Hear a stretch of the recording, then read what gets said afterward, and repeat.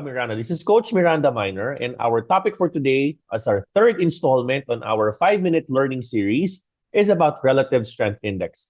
What is this oscillator? What's going to be the purpose? Alamin natin. This is Coach Miranda Miner. Relative strength index is actually a momentum oscillator. It's actually a technical analysis introduced by J. Wells Wilder Jr. with this formula. But don't you worry. We're not going to be discussing how to come up with the formula. We're already going to go right dive in the sample charts, mga kamiranda. Let's go right dive in to the Ethereum chart.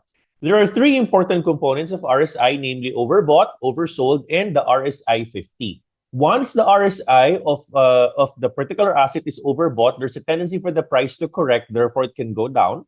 Once the price naman is oversold, there's a tendency for the price to go upwards because oversold means the sellers are already done selling the asset and the buyers can win. Overbought naman means that the buyers are already done and sellers can now win. One thing that's important is the RSI 70, which is the overbought territory, RSI 30, which is an oversold territory, and RSI 50. RSI 50 means if the price of an asset is still above 50, there's a tendency for the price of the coins to still go upward or create an impulse. RSI below 50, there's a tendency for the coin to go still downwards and the price of the coin to retrace. Let's try now to compare that. Or before that, let's actually try to understand the components of RSI.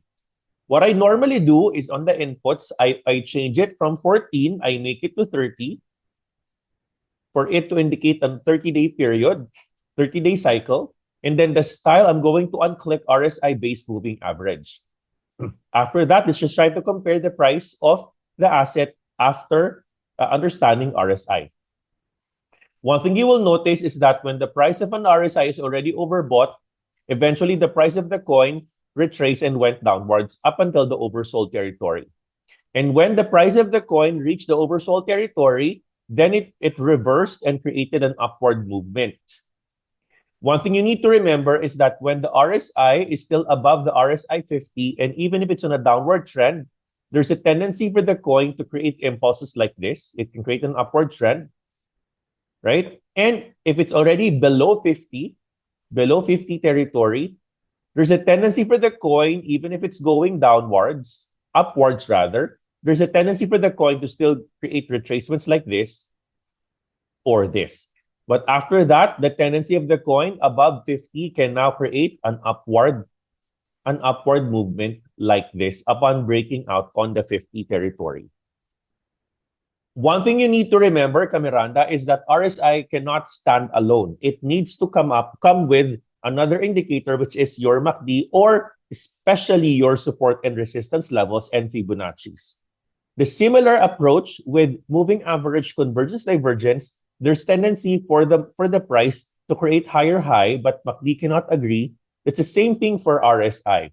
RSI can also give you divergences and convergences.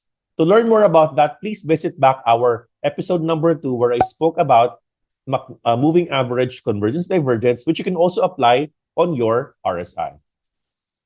I hope you've learned something in this quick video.